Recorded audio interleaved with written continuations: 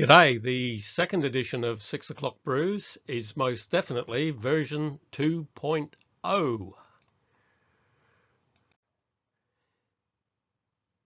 It's had a major upgrade with data incorporated from the South Australian Brewing Company archives in Adelaide, with the number of recipes increasing from 54 to 72.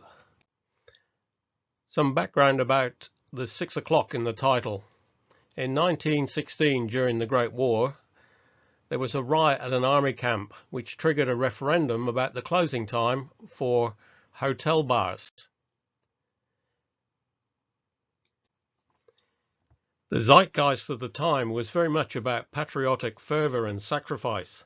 The government promised a temporary measure with repeal 6 months after the war's end. However, post-war, the government reneged on the deal and made any change dependent on the outcome of another referendum. You can't trust politicians.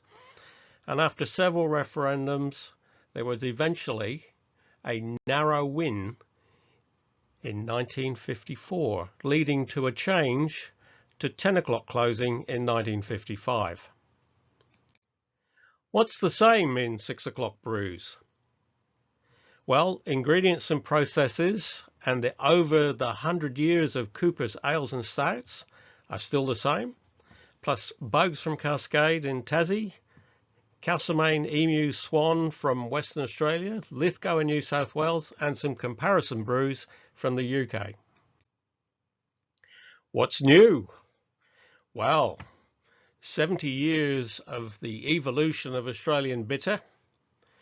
All the existing recipes have been upgraded from Pro Mash, for those of you that know what that is, to Brewfather, and the rest of the chapters have been updated.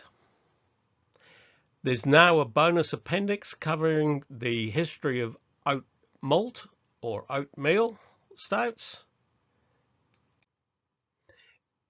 Even more hops with the cultivation in the Ovens Valley and the development by Carlton United Brewery of Ringwood Special and Pride of Ringwood.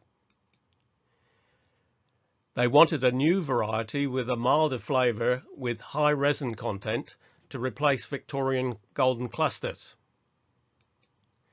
They also innovated with the development of hop extracts. And a whole new chapter on Australian-brewed Guinness, brewed by SAB at their West End brewery in Adelaide. As they say, good things come. So there you have it. All this and more in the second edition of 6 O'Clock Brews, which is available print on demand from Lulu or signed copies from me as I visit homebrew clubs around Australia in the coming months. Thanks for watching. Cheers.